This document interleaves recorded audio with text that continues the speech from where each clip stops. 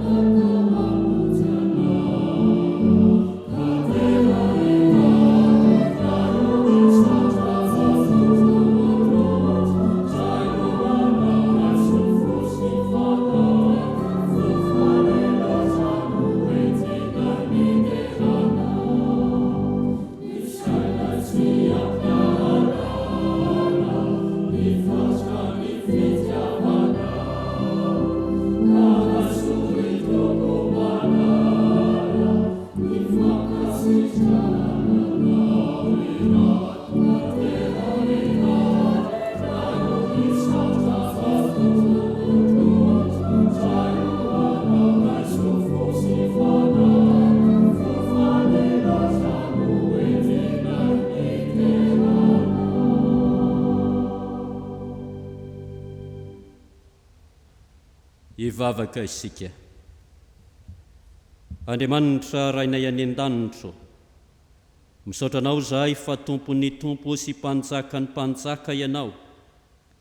Andriamanitra masina sy be voninahitra, tompony fahefana rehetra any an-danitra sy ety ambonin'ny tany. Misaotra anao izahay fa ny hery sy ny fahefanao koa no hitondranao sy hitantananao ny fiainanay andavanandro. Misaotra anao izahay fa tsy haina hiadinoana tokoa Andriamanitro, ny fitiavan-dehibe nasehonao anay dia ny nanomezanao an' Jesosy Kristy maty ny soleloko anay teo ambony hazo fijaliana. Eny misaotra anao izay ankehitriny amin'ity maraim-baovaon'ny Alahady ity, fa no tao aminao izay ka voataona, no samborinao izay ka resinao, no tantaninao sy novimbinao toy ny olo tsy manatsiny, ka iny fotonga eto anatrehanao tafavory ato amin'ny tempolinao masina. Mangataka aminao ary izay Andriamanitro, tahiry sy hamasina izao fanimpom-pivavahana izao, mba hitondra hery aina vaovao anay tsiraray avy, andehananay mendrika ny sitraponao.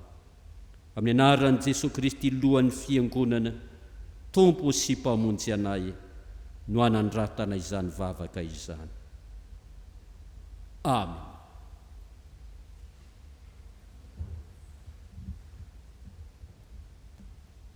Aorian'ny fanambarana ny sitrapon'Andriamanitra izay arahany vavaka fiakekeloka no anaovantsika ny hira fa 160 ny andininy voalohany sy ny fahaefatra. Mihavana ao amin'ny Tompo, mba hiainantsika izany lohahevitra izany ry havana, dia indro ambara amintsika ary raisy ampitiavana sy eritrereto lalina izao teny manambara ny sitrapon'Andriamanitra izao. Fa maizina ianareo fahiny, fa efa mazava ao amin'ny Tompo kosa ankehitriny, mandehana tahaka ny zanaky ny mazava. Fa ny vokatry ny mazava dia amin'ny fahatsarana rehetra sy ny fahamarinana ary ny fahitsiana, mamantatra izay akasitrahan'ny Tompo, ary aza miray amin'ny asany maizina tsy mahavokatsoa, fa aleo mananatra izany. Koa tandremo tsara izay fandehanareo, mba tsy hitondranareo tena tahaka ny adala, fa tahaka ny endry, ka raraoty ny andro azo anaovatsoa, fa ratsy izao fiainana izao. Amen. Sambatra ny mahitsy lalana izay mandeha araka lalàn'i Jehovah, sambatra izay mitandrina ny teny vavolombelona, ka mpady azy amin'ny rehetra. Amen. Manoloana izany sitrapon'Andriamanitra izany ry havako malala, dia mahatsiaro fampanota, mahatsiaro fa tsy tanteraka isika. Tonga reny fotoana ankehitriny, hifonantsika sy bebahantsika ao anatrehan'Andriamanitra, ka aoka ny fotsika tsiraray avy hanaraka izao tonim-bavaka izao. Hivavaka isika. Ry Tompo Andriamanitra tsara fohy indrindro, misaotra anao izahay fa ny fanambaranao ny sitraponao aminay dia mitarika anay handiny tena sy akeloko eto anatrehanao. Koa noho ny amin'ny teninao Andriamanitro, mifona aminao izahay, mitalao fadiso, mitaraina famindrampo sy famelan-keloko avy aminao Andriamanitra. Mangataka aminao izahay, ny rany Jesosy Kristy izay nalatsa ny teo ambony hazo fijaliana, aoka ry mba hanadio anay, hanasa ny eloka sy ny fahotanay rehetra, hanamasina anay, ka hanavaozanao anay handeha araka ny sitraponao Andriamanitra. Mangataka aminao izay Andriamanitro, aza tsaroana ny heloka sy ny fahadisoana vitanay, fa noho ny famindramponao lehibe sy ny fitiavanao, mamindrafo Tompo, mamela heloka. Enoy ny fitarainanay Andriamanitro, raisy ny fifonanay, fa amin'ny anaran'i Jesosy Kristy mpamonjy anay no hangatahanay izany. Amen.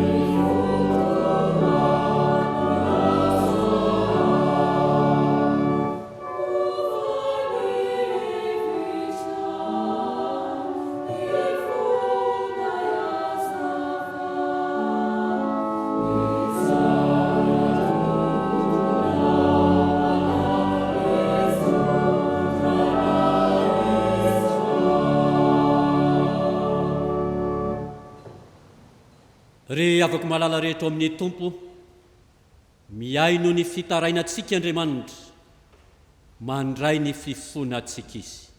Aoka ary ara-mitsangana isika handray ny famelan-keloka atolotra Andriamanitra ho antsika. Fa hoe ny tompo Andriamanitsika mety manadino ny zanany minono va ny vehivavy ka tsy hamindra fo amin'ny zanaka naloky ny kibony? Eny mety manadino ihany izy, fa izao kosa tsy mba hanadino anao. Endro efa vitako tomboka avatsy eo anatrehako ianao, ary ny mandanao dia eo anatrehako mandrakariva. Ko amin'ny anaran'i Jesosy Kristy no anambarana aminao hoe voavela ny elokao noho ny fitiavan'Andriamanitra anao ao amin'ny Kristy. Amen. Sambatra ny olona izay voavelany elo sy voasarona ny fahotana. Sambatra ny olona izay tsy sainy sy vaheloka ary tsy misy fitaka ny fanahy. Amen.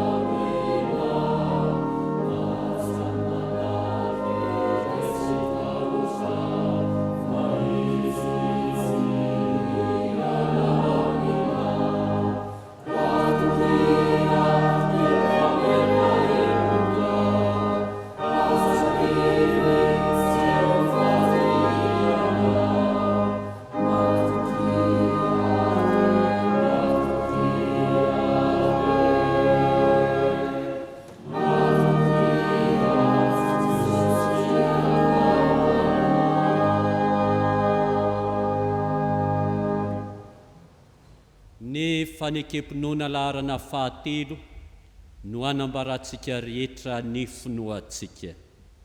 Aoka ary hiaraka manonona izany fanekempinoana izany isika. Mino an'Andriamanitra tsy toa izay mpanao ny lanitra sy ny tany. Andriamanitra dia fanahy, Andriamanitra dia fitiavana, Andriamanitra dia manjakatra amin'ny taloha indrindra ko mandrakizay.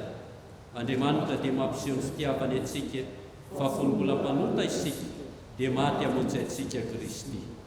Mino an' Jesosy Kristy zanan'ilay tokana tombontsika aho, tonga izy hitady sy hamonjy ny very. Izy no lalana sy fahamarinana ary fiaina. Izy dia tsy miova omaly sy anio ary mandrakizay. Mino ny fanahy masina aho, izy no manambara ny fanahintsika fa zanak'Andriamanitra isika. Fanahy iray ihany nanao fabatisantsika rehetra ho tena iray. Ny fandresena izay ento mandresa izao tontolo izao dia ny finoantsika. Tompo ampitomboy ny finoanay. Amen.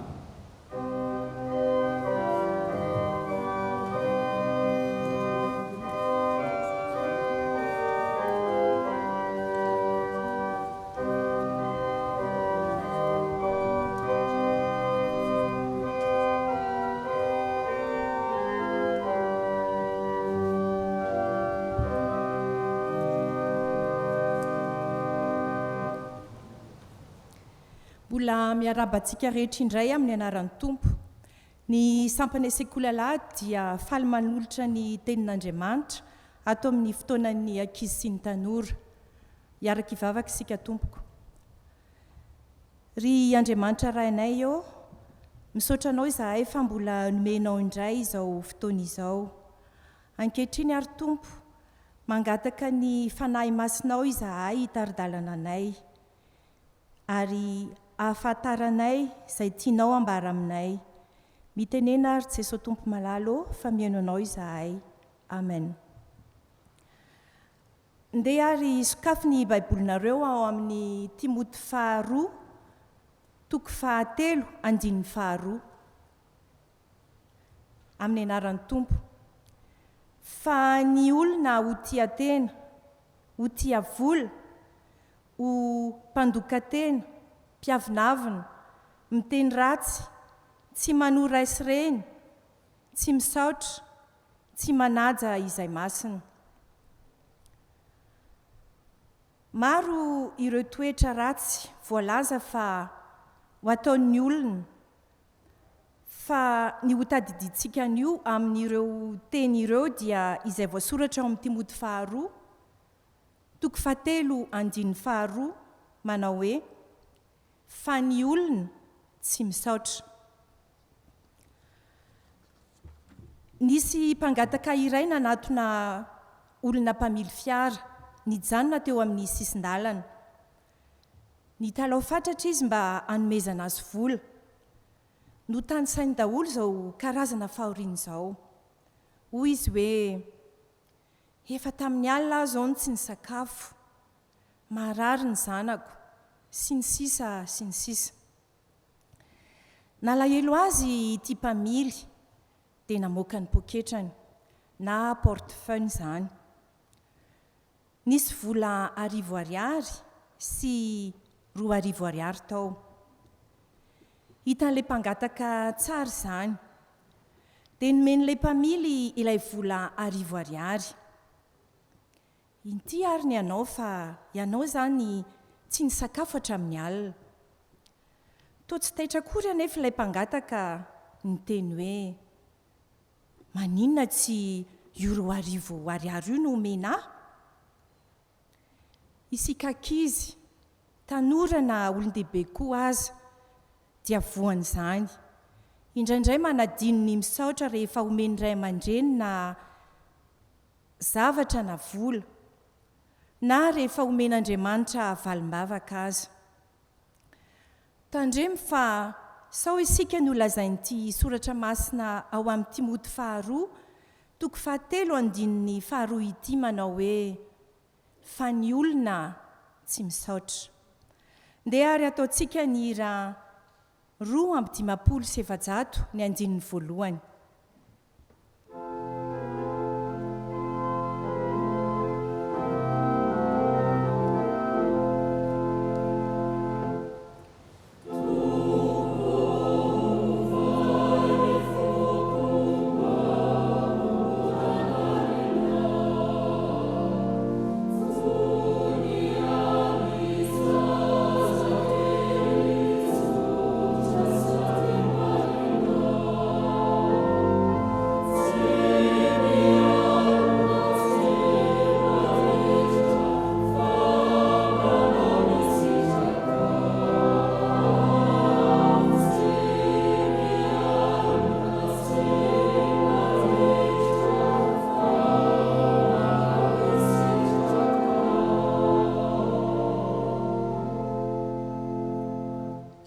Ho an'Andriamanitra irery ihany ny voninahitra. Amen.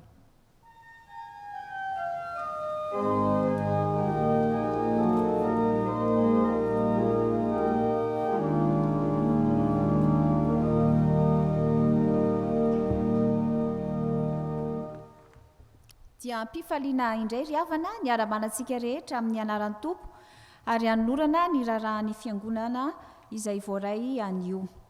Raharaha avy any ivelany, alahady ny sampana vokovoko manga anio, alahady 2 Jona 2024. Ny rakitra 7 dia alefa any amin'ny FOBE FJKM anohanana ny asan'ny sampana. isy ny afatra avy amin'ny sampana vokovokomanga fohy be ovakina amintsika aorinan'izao raharaha ny fiangonana izao. Ny raharaha avy eto an-toerana.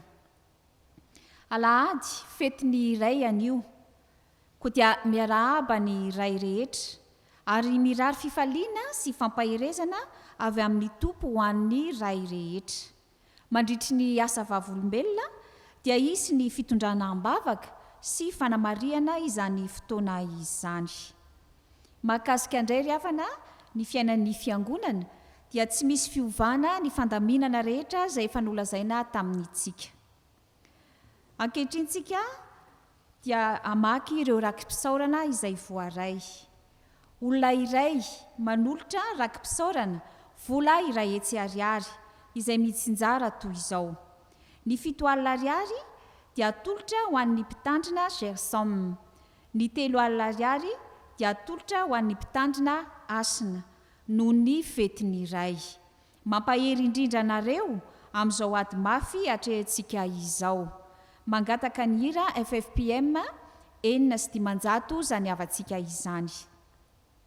Rakim-pisaorana faharoa, fianakaviana iray manolotra rakim-pisaorana vola 2 hetsy ariary mitsinjara toy izao.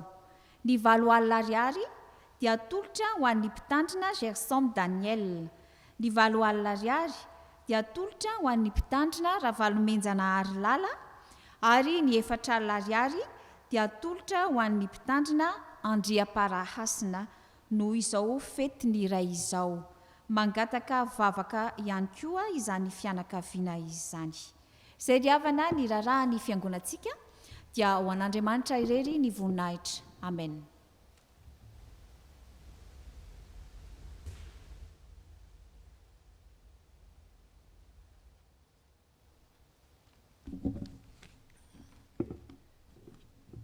Ry hava malala, ho amintsika anie ny fahasoavana sy ny famindrapo ary ny fiadanana avy amin'Andriamanitra Ray sy Jesosy Kristy zanaky ny ray amin'ny famarinana sy ny fitiavana. Misaotra an'Andriamanitra isika raha natratra indray izao alahady manga 24 izao. Na dia manindry mafy izao tontolo izao aza ny arety mandringa izay diavin'ny firenentsika ihany koa. Ity ny fotoana ifampiarahaba-tsika taorian'ny fanavaozana tompona andraikitra tany amin'izay kabe. Mifampirahaba isika birao vaovao rehetra ary mifampirary fombiazana amin'ny asantsika. Teny vaovao indray no iainantsika mandritra ny efa taona taorian'izay kabe tany sambava. Dia ny hoe koa raha ny zanaka no ahafaka anareo dia ho afaka tokoa ianareo. Jaona 5:7-30. Olona afaka ao amin'ny Kristy isika nefa fahafana tsy hoentina anaraka ny nofo no fahafana nataon'i Jesosy Kristy ho antsika. Mankalaza an'Andriamanitra no ny jobily volamena fa 15 taona isika sampana vokovokomanga evintsika ema, sady miombona amin'ny vinany evintsika ema hoe vontosy filazantsara nosy Madagasikara. Fanorenana trano fiangonana vaovao any Ambatolahy an-tany fotsy no tsangam-bato iainantsika izany jobily volamena sy ny vinany evintsika ema izany. Akoatra ny ezaka efa ataontsika amin'ny fitoriana filazantsara hanafana ny olona amin'ny ratsy rehetra ka ao anatin'izany ny fidoroana zava-mahadomelona dia ataontsika ho zava-dehibe koa ny fanorenam-piangonana any amin'ireo komina tsy mbola misy fiangonana evintsika ema. Efa hitanay ny ezaka lehibe natanareo sampana vokovokomanga tany amin'ny fitandremana sy nodam-paritany sasany namokatra ireo fitaovana hijoroana vavolombelona toy ny rakikira vokovokomanga, ivitoerana fianona, centre d'écoute, tract sy dipliant. Renay koa ny fitoriana filazantsara Ankalamanjana, Filarambe sy Tafika Masina ataon'ny sampana vokovokomanga isa tsinodam-paritany. Fantatray fa nanano sarotra ny fanatanterahana izany tamin'ity taona 24 ity noho ny fiobona. Antenaina fa samy andamina fotoana vaovao indray isika raha tena tsy natanteraka tokoa. Rehefa mifarana ny fiobona, hiezaka hatrany ny sampana vokovokomanga fobe amatsy ireo komity fobe mba azahoana manofana ny tompona andraikitra isa tsinodam-paritany sy isa mpitandremana. Ny kendrena amin'izany dia ny fahombiazana azahoantsika sampana vokovokomanga mitondra ny fahafana tanteraka avy amin'ny Jesosy Kristy ho an'ny olona rehetra. amprisina trany isay mpitandremana ampiasa ny divay mpandraisana vita amin'ny voankazo vokary ny sampana vokovokomanga fobe amafisina trano fa efa nahazo alalana tamin'ny fanjakana tamin'ny alalan'ny ministera miandraikitra ny fanjifana ny fahazahoana manaparitaka azy ary hitantsika etikety eny amin'ny tavoahangy ny laran'izany fanomeza ndalana izany mampahery antsika kristiana rehetra amin'ity aladimangy ity natao alohan'ny na fety-pirenena trany izy ity na dia mety isy ny fankalazana na tsy ampatsahivina ny malagasy fa azo atao tsara ny mankalaza fety tsy misy zava-mamamo sy zava-mahadomelona ampatsahivina trano ihany koa fa isika kristiana rehetra no aneo fahatsaran'izany fa tsy ny mpikatroka vokovokomanga ihany tsarovintsika mandrakariva ny mahateam-polon'Andriamanitra ny tenantsika ka isika kristiana no vavolombelona manaja izany fotoana izany manaja izany voalohany tandremo ny tenanao sy mifampianaranao ka mahare tamin'izany fa raha manao izany ianao dia monjy ny tenanao sy izay miainanao koa Timoty voalohany 2:1 ho aminareo mandrakariva ny tompo amen.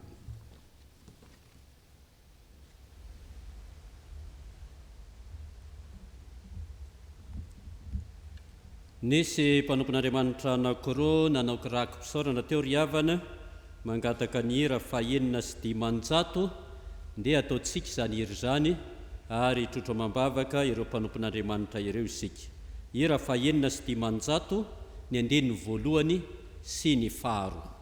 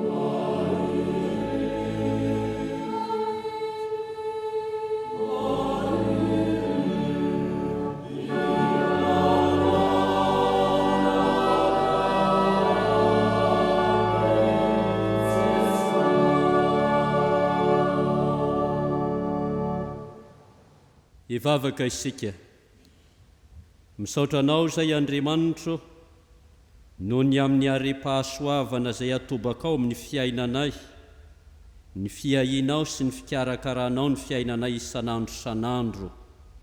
Mahatsiaro izany indrindra ireto mpanomponao ireto ka manolotra rakom-pisaorana ho anao Andriamanitra hanatanterahana ny asa fitoriana ny filazany tsaranao, ny fampandrosoana sy ny fampiroboroboana ny fiangonanao. Koa dia mivavaka ho azy ireo izay Andriamanitro, ny hitahianao azy ireo mandrakariva, hiarovanao azy amin'ny fakapana sy ny fangatsiaham-po, hanomezanao azy ireo ny hery, ny tanjaka, ny fahasalamana, ary indrindra ny hitahianao ny andavanandrom-piainany, ny asa fivelomany, ny adidy aman'andraikitra izay sahaniny. Taio izy ireo Andriamanitro, taio ny ankohonany sy ny fianakaviany manontolo mba tsy herovany fa tsy mahafoy ary tsy manadino azy ianao Andriamanitra. Dia atolotra ianao ny saotra sy ny dera, ny aja sy ny voninahitra, fa ho an'ireto mpanomponao ireto ny fahasoavana sy ny fampaherezany fanahy masina. Amen. Ataontsika izao ry havana ny hira fahaenina amby 20 hitsangana ny tompony anjara hivavaka sy hamaky ny tenin'Andriamanitra.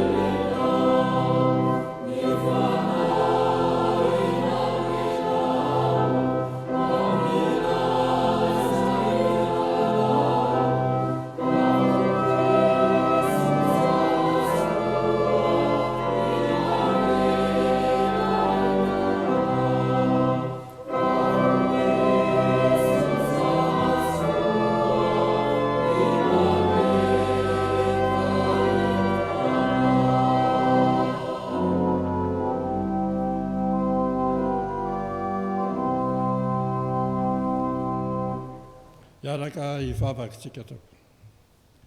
Mbola misaotra sy midera ary mankalaza anao indray izay Andriamanitra raha tonga amin'ny fotoana hamakina sy henoana ny teninao ankehitriny. Ingane ny teny zovakiana eto sy ny fampianarana izay hoentin'ny mpanomponao aminay mba tena hampiarinay tokoa eo anivon'ny fiainanay. Aroka ny fanahy masina no angatahinay rotsaka ty anatinay hiara asa aminay mba azahoanay manantanteraka izany. Amin'ny anaranao Jesosy Kristy Tompo ary no anirinay zangatana izany vavaka izany. Amen.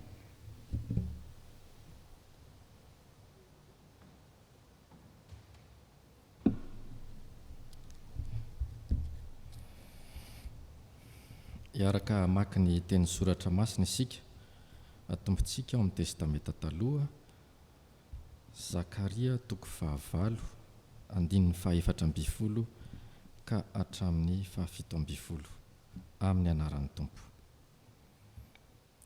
Fa izao no lazain'i Jehovah tompony maro, toy ny sainako ahatonga loza aminareo tamin'ny nampatezeran'ny razanareo ahy, hoy Jehovah tompony maro, ka tsy naneninao.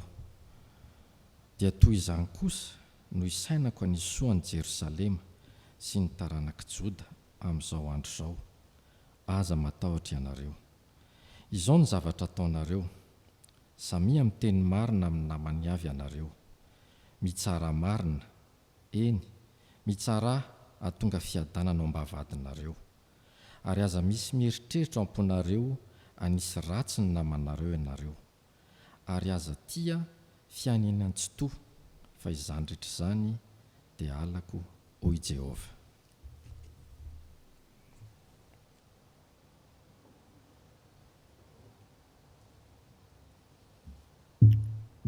Ny filazantsara Matio 5 andininy 5 ka hatramin'ny 9 amin'ny anaran'ny Tompo.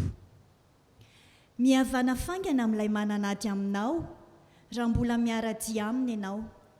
Fandrao ilay mananady aminao hanolotra anao amin'ny mpitsara, ary ny mpitsara kosa hanolotra anao amin'ny mpamatotra, ka atao ao an-tranomaizina ianao.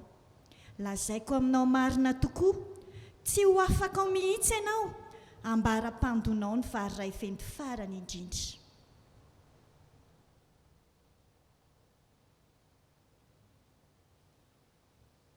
Ny epistily Koritianina 2 10 andininy 1 ka hatramin'ny 14. Amin'ny anaran'ny Tompo. Farany ry rahalahy, mifalia, aoka ho tanteraka ianareo, mandraisa ny fampiononana, miraisa saina, mihavana, ary Andriamanitry ny fitiavana sy ny fiadanana ho aminareo. Mifanaova veloma amin'ny fanoroana masina. Ny olona masina rehetra manao veloma anareo. Ho aminareo rehetra ny fahasoavan'i Jesosy Kristy Tompo sy ny fitiavan'Andriamanitra ary ny firaisana amin'ny fanahy masina. Amen. Ray masino, manamasinanay amin'ny fahamarinana, ny teninao ny fahamarinana. Amen. Hitsangana isika hanao ny raha manaraka dia hotoriana ny tenin'Andriamanitra.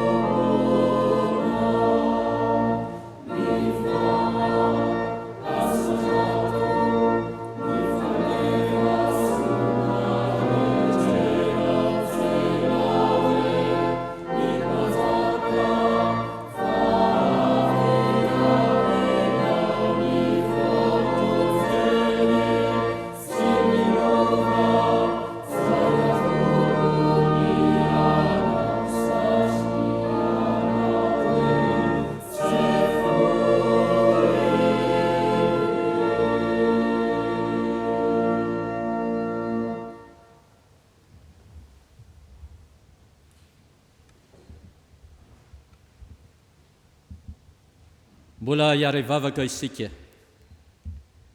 Andriamanitra ray zanaka ary fanahy masino, fifaliana ho any indray ankehitriny ny andray sy andre ny afatra ao Andriamanitra, koa mangataka ny fanahinao masina izahay, hanazava ny teninao, ny fanahinao masina hanokatra ny fonay, handray ampitiavana ny hafatry ny teninao. Dia mitenena amin'ity indray maka ity Andriamanitra, fa miaino izahay mpanomponao. Amen. Re avana malala rehetra amin'ny Tompo, hanapaka lalandava ao-potsikany ny fiadanan'i Kristy. Amen. Ny Koritianina faharoa, toko 7:10. Koritianina faharoa, toko 7:10, ka ny 2:20 ihany no andraisantsika ny afatra sy ny fampianarana amin'ity alahady miavaka dia miavaka ity.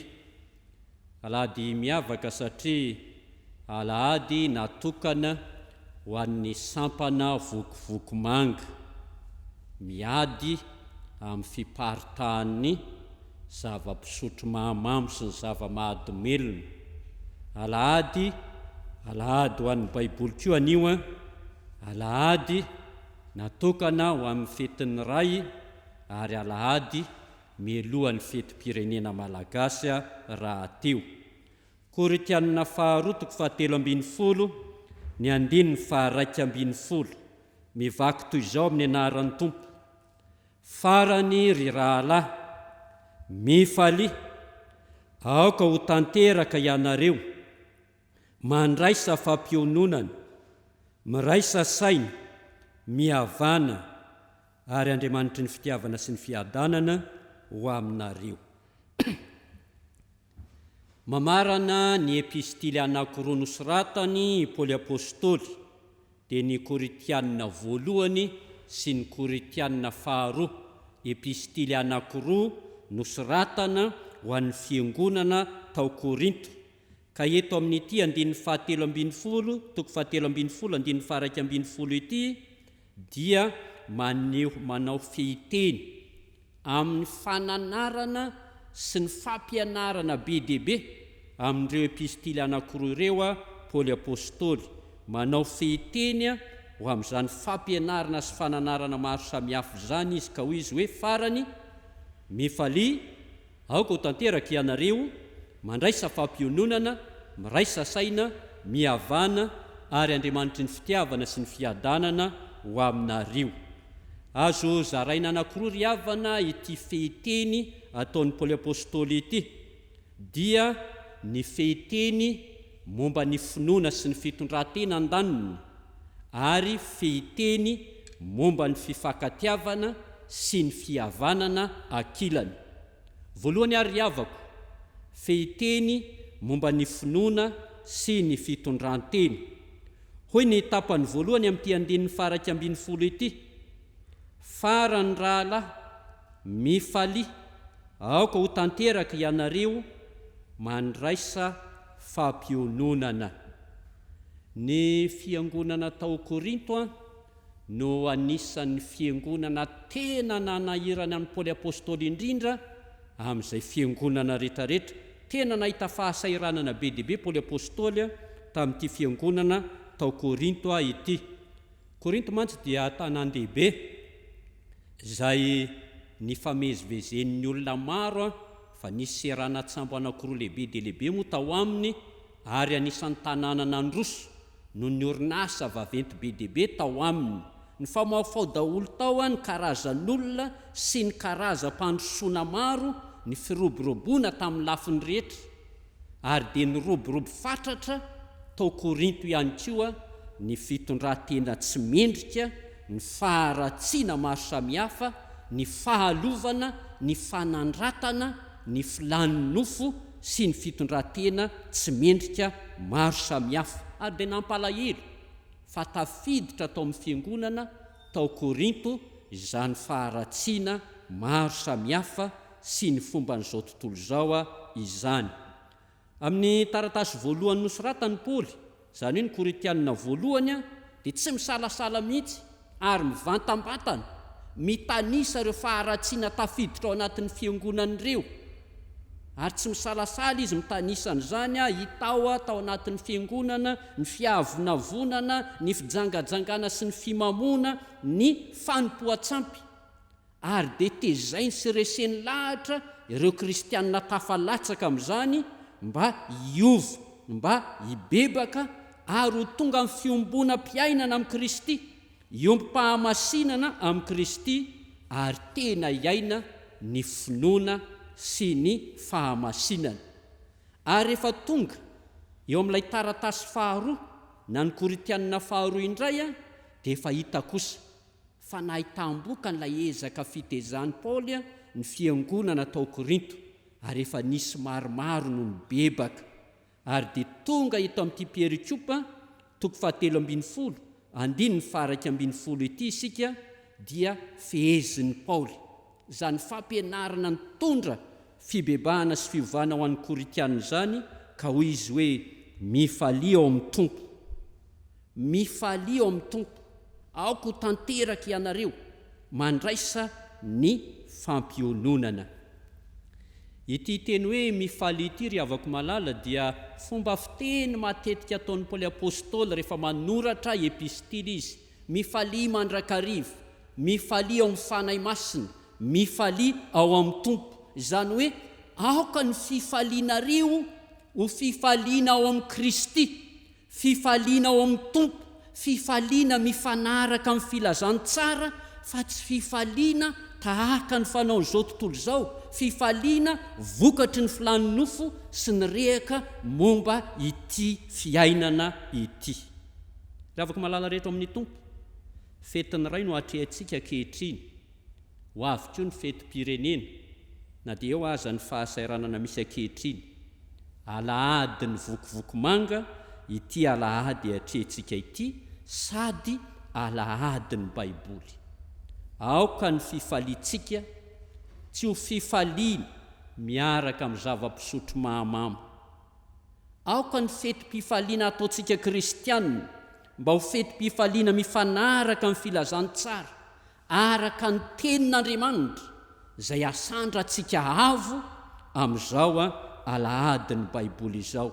Ny hoe fifaliana araka ny tenin'Andriamanitra ry havana, dia fifaliana mankalaza sy manome voninahitra an'Andriamanitra amin'ny endrika samihafa, fifaliana omban'ny fiainana ny tenin'Andriamanitra sy ny fiainam-bavaka. Ary dia modely tsotra dia tsotra atolotra antsika an'io, amin'izany fifaliana amin'ny fety izany ny fankalazantsika amin'ny fetiny ray, izay ho tanterahana rehefa avy eo amin'ny asa vavolombelona. Fa misy toejavatra anankiray izay mampieritreritra lalina ihany eto amin'ny firenentsika ry havana, izay mifanandrify amin'izao alahadiny vokovoko manga izao. Miara-mahalala isika fa tena latsaka anatin'ny fahantrana, fahasairanana lalina ny firenentsika, ary dia izahana ny hoe apetraka ny drafim-panarenana eo amin'ny lafiny ekônômika eo amin'ny firenentsika, dia nandre isika fa ao anatin'izany drafim-panarenana izany lany somatsara teny amin'ny anteny miara-pirenena fa omendalana ho ara-dalàna ny fanaovana toaka gasy. Asa zany tokoa ve no anarenana ny firenentsika? Mampahery manokana anareo sampana vokovoko manga, mampahery antsika fiangonana, fa mbola mafy ary sarotra ny ady zay atrehantsika eto amin'ny firenentsika. Ity hoe mifalia ity koa ry havako malala, raha mijery ery amin'ny fanambanin'ny pejery isika, dia adikany hoe veloma. Mifalia ao amin'ny tompo, veloma ao amin'ny tompo. Aoka ho velo ao amin'ny Kristy, aoka hiaina ao amin'ny Kristy, fa tsy hiaina amin'ny fisotroana, tsy hiaina amin'ny fijangajangana. Miverina ihany sika amin'ny tontolo-piainan'ny fiangonana tany Korinta, fa teo amin'ny Korintianina ry havana, raha miresaka fijangajangana Paoly apôstôly, dia tsy nampiraika ny Korintianina kory izany fijangajangana izany, tsy nampahamenatra azy aza. Ary teo no nahatonga ny Paoly hitondra fampianarana mahitsy, hitondra fampianarana mivantana mba hanitsiana ny fiainan'ny fiangonana, tsy ho tafiditra ao anatin'ny fiainana kristianina izany fijangajangana izany. Dia mitondra fampianarana be dia be Paoly apôstôly mahakasika ny fijangajangana sy ny maharatsy izany ao amin'ny Korintianina voalohany toko 5, ny Korintianina voalohany toko 9, ary rehefa tonga amin'ny Korintianina voalohany toko 7 dia manome fampianarana ny amin'ny fahamasinana ny fanambadiana kristianina i Paoly apôstôly. Hoy izy eo amin'ny Korintianina voalohany toko 9, andininy 7:12, ny hanina ho an'ny kibo, ary ny kibo ho an'ny hanina, nefa samy ho le vonin'Andriamanitra izy roa, fa ny tena kosa tsy ho an'ny fijangajangana fa ho an'ny tompo, ary ny tompo ho an'ny teny. Ry avako malala rehetra ao amin'ny tompo, ity fehiteny momba ny finoana sy ny fitondran-tena ity dia ametrahan'ny Paoly apôstôly mazava tsara amintsika fa ny tena tsika kristianina dia voavidy ny rany Kristy, no amasin'ny rany Kristy, voatokana fino an'ny Kristy, fa tsy ho amin'ny fitondran-tena maloto. Ary dia hoy ny toy ny teny eto amin'ity fehiteny ity hoe aoka ho tanteraka ianareo mandraisa ny fampiononana, voatokana ho an'ny Kristy ny tenantsika, ka dia izao aoka handroso amin'ny fahatanterahana isika, aoka handroso amin'ny fahamasinana isika, ary ny hoe mandraisa fampiononana ao amin'ny dika teny ombonany eto Madagasikara dia hoe mifampahirezy aoka hifampahiry amin'izany fandrosoana ao amin'ny fahamasinana izany, aoka hifananatra sy hifampahiry hitoetra mandrakariva ao amin'ny fahamasinany ny tena maha-kristianina. Ka dia afatra tsotra ry havana nomenantsika lehilahy manambady rehetra tiavo hajao ny vady malalanao, fa tsy misy vehivavy tsara indrindra aminao afa-tsy ho vady nomen'Andriamanitra anao io.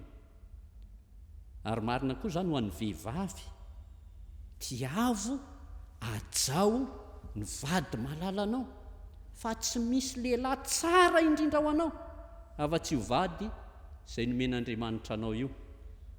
Ary ho an'ny mpitovo vakiny Koretianina 1:7 fa tena misy torohevitra mahasoa ho anareo ao.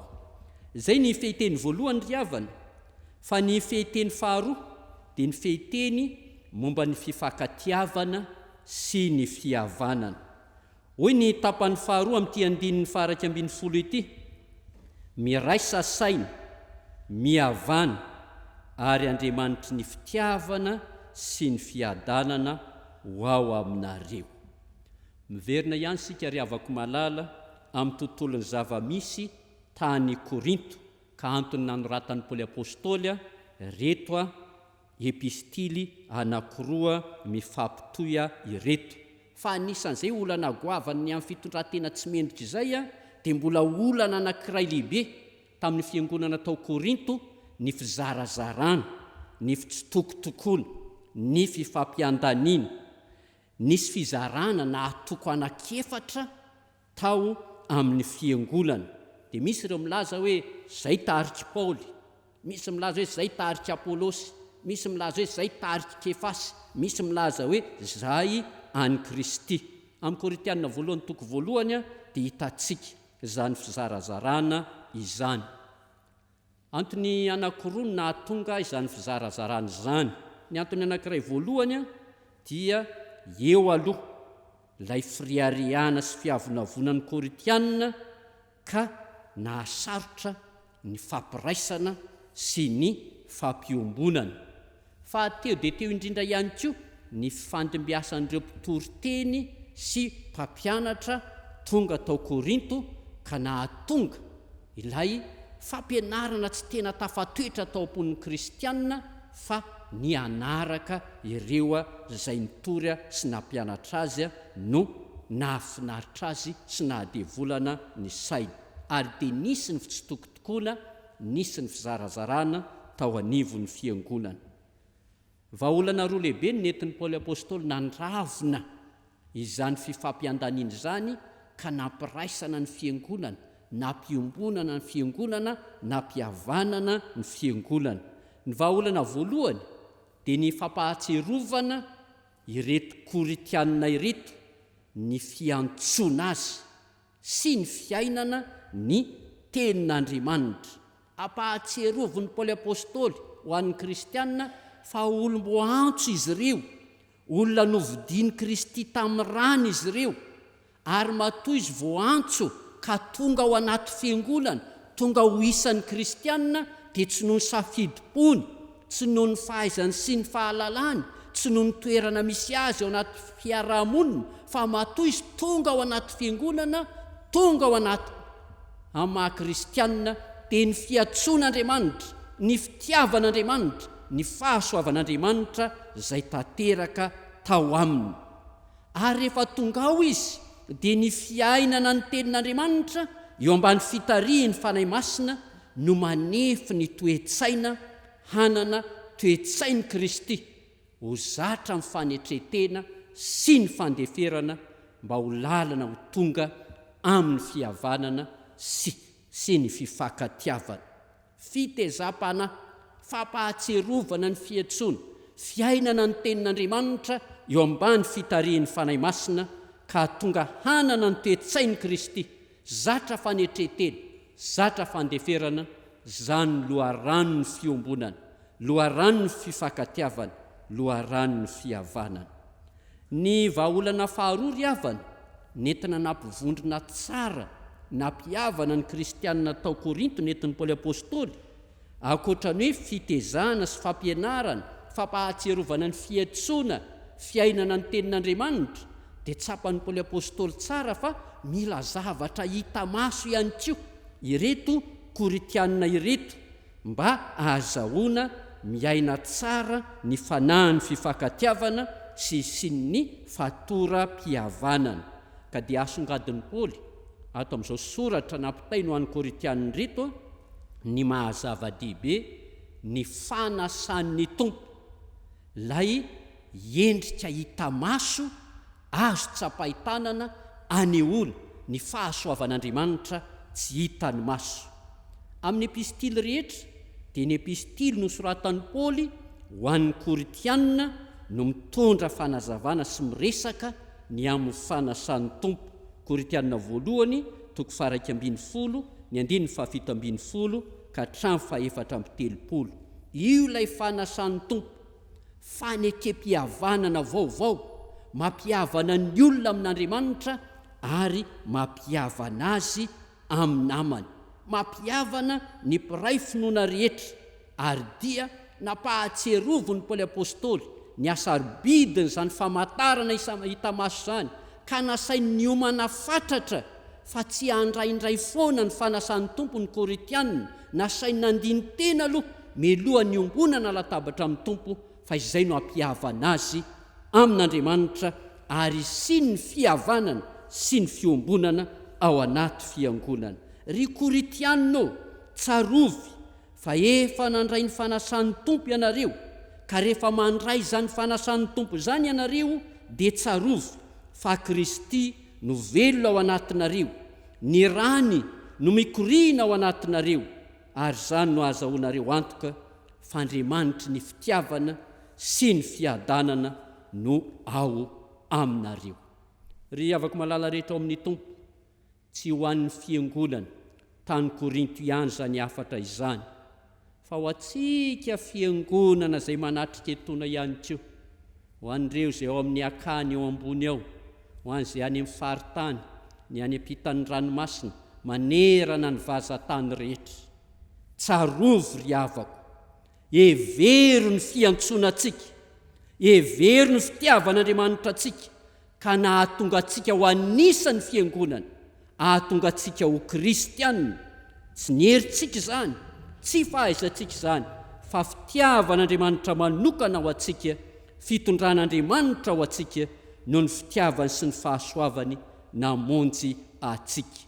Atao fiainana mandrakariva ny tenin'Andriamanitra eo ambany fitariany fanahy masina, fa izany no ananantsika ny toetsain'ny Kristy, iaina mandrakariva ny fandeferana sy ny fanetrehitena, ka hatonga antsika ho amin'ny tena fifankatiavana marina sy ny fihavanana ankasitrahan'Andriamanitra.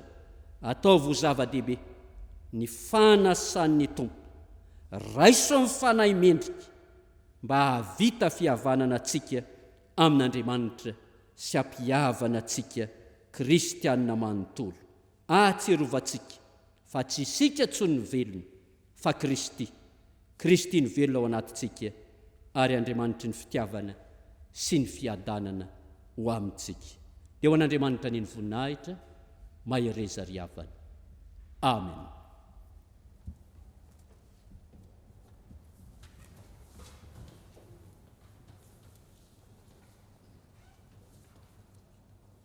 One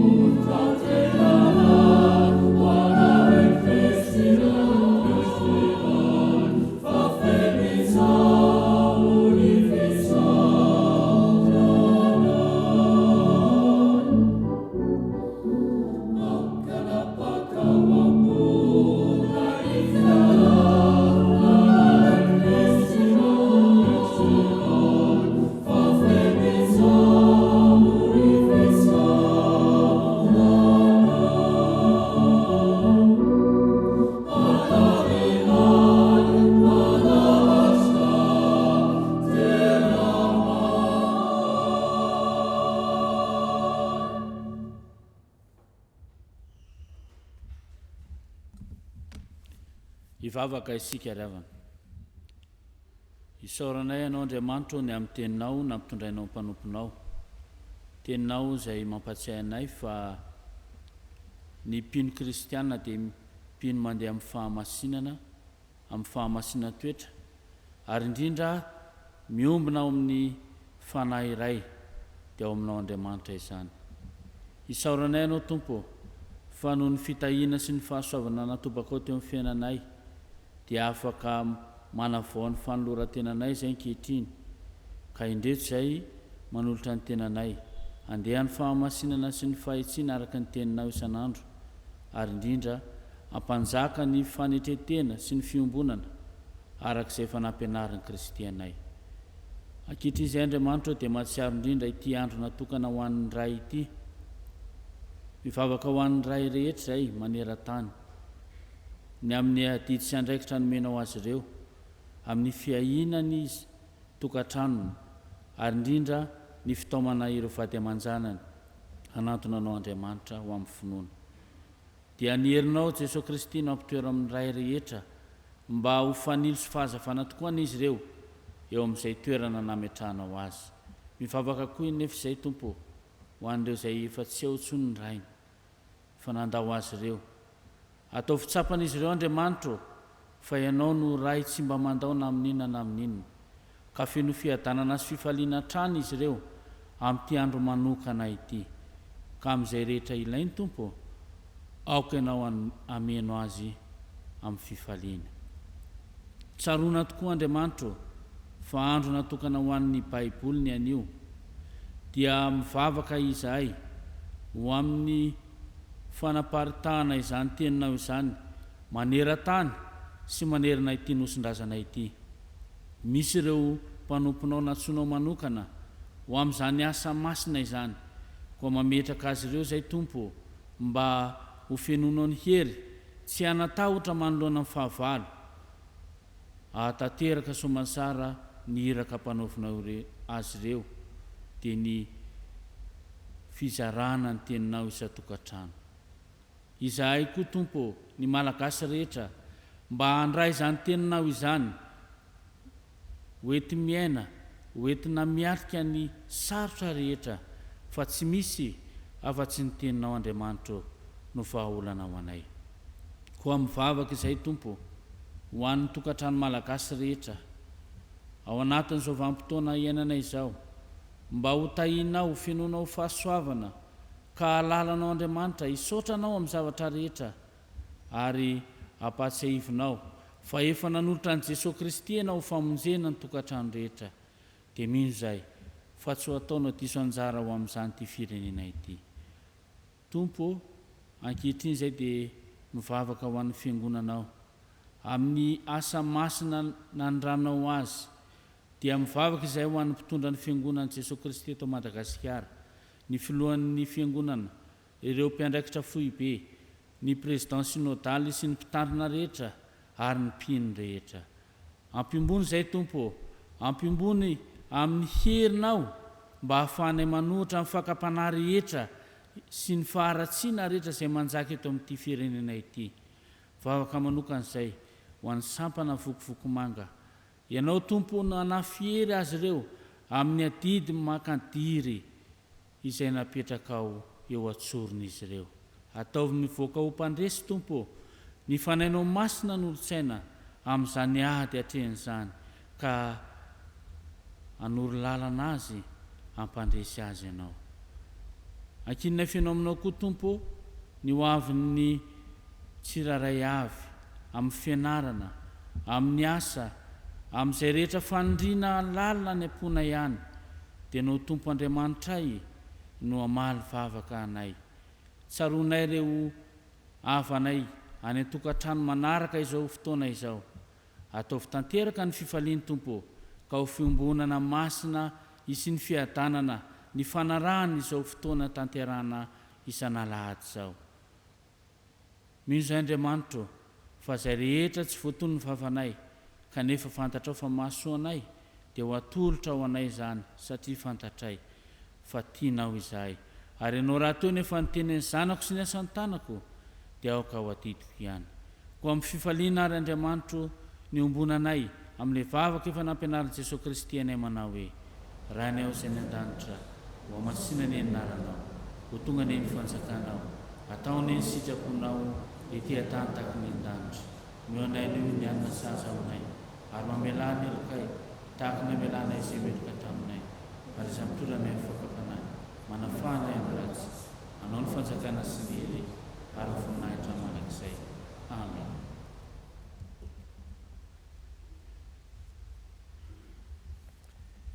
Iroso amin'ny fanamariana manokana ny fetin'ny ray isika izao ry havana. Ataontsika ny hira fanampy ny 12 ny andeny ny voalohany dia hitsangana ny tompon'anjara amin'ny fanatanterahana izany.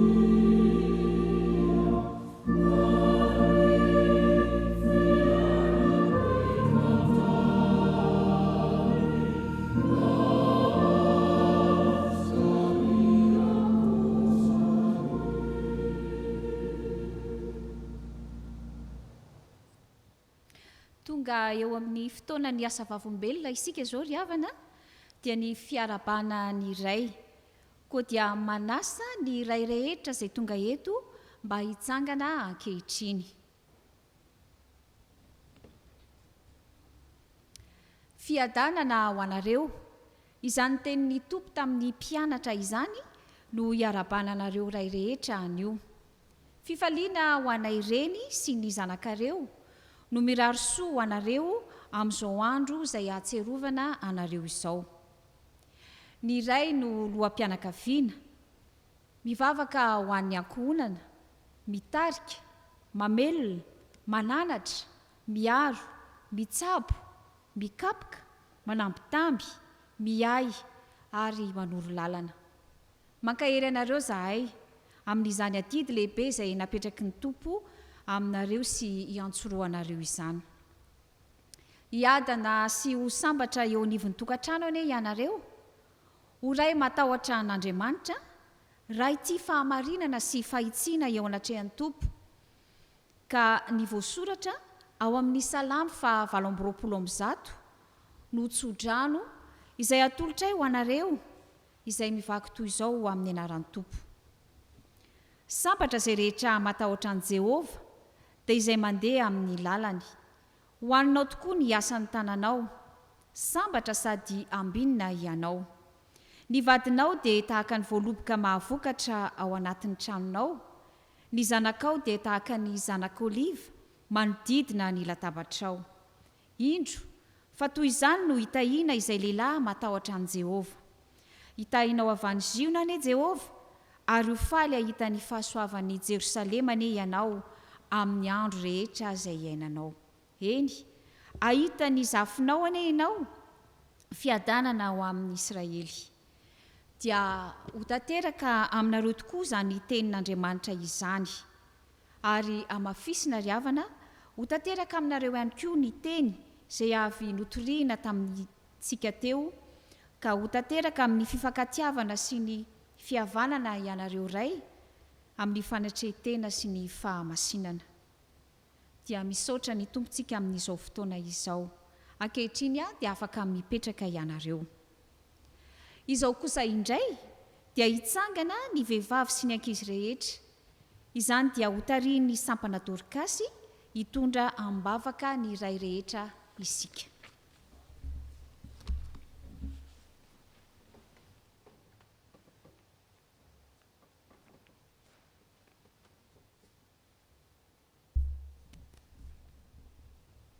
dia hivavaka isika ry havana ry Andriamanitra tomponay eo ianao no rainay ianao no nahary zao rehetra zao sy zay rehetra eo aminy ianao no napisy ny ray mpianakaviana satria ianao no nanorona ny fanambadiana nakambanao ny lahy sy ny vavy ary ny lahy no tonononao hoe ray mpianakaviana misaotranao zahay ray eo satria mahagaga tokoa ny fandaminanao sy ny fandrindranao ny fiaina tokantrano ny ray mpianakaviana ataonao lohan'ny vavy ary izy no miasy mikarakara mananatra sy manabe azy ireo taona maro nanatanterahany ray mpianakaviana izany fotoana manokany ty nataon'izao tontolo izao hoe fetiny ray adidin'ny fiangorana kosa mitondram-bavaka azy ireo ny ray mpianakavianay ry tompo Andriamanitra eo fantatrao ny amin'izy ireo tsirairay avy manana ny raikitra izy ireo eo amin'ny fiangonanao indrindrindrindra eto amin'izao fitandremana misy anay izao dia ianao ane pahery azy isan'andro hatanterahany adidy amaray azy mitandrina ny ondriny ary koa ao anatin'izany manadidy eo amin'ny tokantranony ianao no anafy hery ame fifaliana azy isan'andro ary ny fitiavana ny tiavanao azy tompo omeo azy zany isan'andro atserovany fa tsy mahafoy azy ianao Andriamanitra omba azy mandrakariva dia mivavaka izahay ho amin'ny ray izay manandraikitra ny firenena sy any misehatra rehetra misy azy reny mavesatra ny adidy izay miandry azy reny tompo ny ery avy aminao reriany natanterahany izany matoky izay fa dia momba ianao miandany amin'izy reny ianao satria ianao no nanositra azy sy ianao no nifidy azy reny ho amin'ny andraikitra misy azy reny mivavaka aminao izay tompo mangataka indrindra fonao ho amin'ny ray rehetra dia ao reo any amin'ny toeram-pigadrana fantatrao koa ny amin'izy reny mpitsara mariny ianao vavaka izay mba hampaherezinao izy mba hiverina amin'ny lalana izay tokony ale ary indrindra mivavaka izay ho amin'ireo ray izay efa nilaozany vadiny dia mavesatra amin'ny adidy mikarakara ny ankohona ny tompo satria tokany izy kanefa ny eo ianao tsy mahafoy na iza dia petraka am-pelatananao ny fiainan'ny ray rehetra ry tompo mba hita fifaliana sy fahasambarana indrindrana ny fiadananao aminao ny fanirinay izay angatahany aminao Andriamanitra mpamaly vavaka atonga ny ray rehetra mba ho tena ray mitafy an'i Kristy ho vavolombelonao mizara ny fiadananao amin'ny ankonana sy ao any misehatra sy any amin'ny manodidina sy any amin'ny toeram-piasana any tompo maniry zany izay ary ianao ny afaka novandreo ny fiasany fanahinao masina amin'ireo ray ireo tompo dia irinay mba ho tanteraka amin'ireny ray rehetra ireny misaotra tompo renao zany ataka izany dia ho anao ny voninahitra ray zanaka fanahy masina amin'ny anaran'i Kristy amen.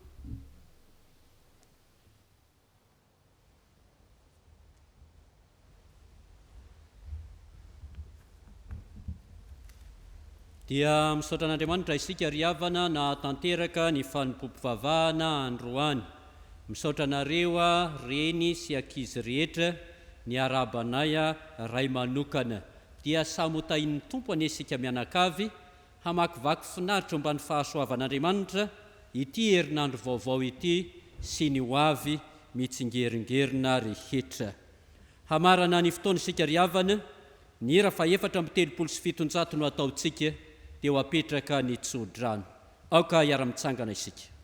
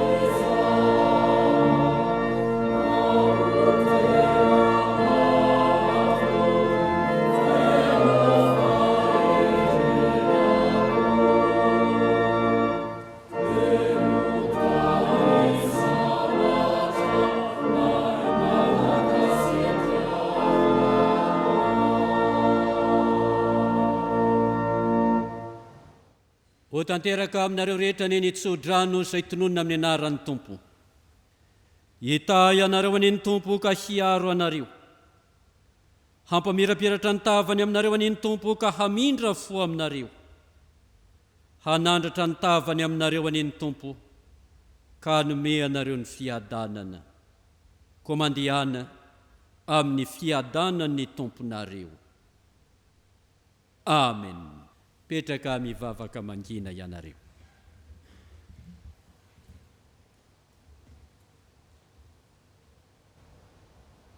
Ho an'Andriamanitra irerianany ny voninahitra amin'ny anaran'ny Ray sy ny Zanaka ary ny Fanahy Masina. Amen.